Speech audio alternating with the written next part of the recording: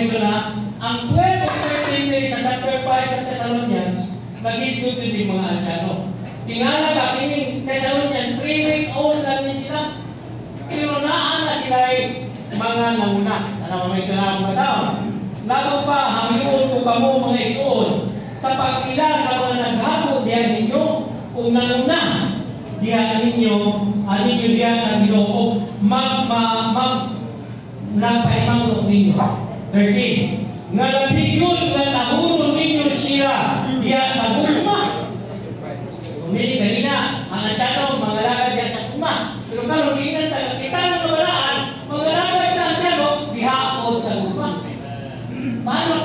Amen. So, ini sa sayo sa mga balaan, yung pili nga, tahulog ninyo siya diyan sa gugma, tungod sa ilang buhat, magpinaitay mo sa inyong pagalingon. Nagpasabot din ngayon awaya ang mga ansyano.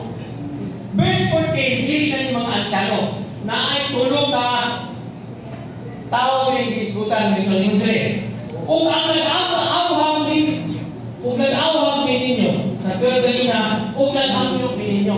Pero din sa 14, nag-awham din ninyo na isun, may maya ninyo ang mga padlungon.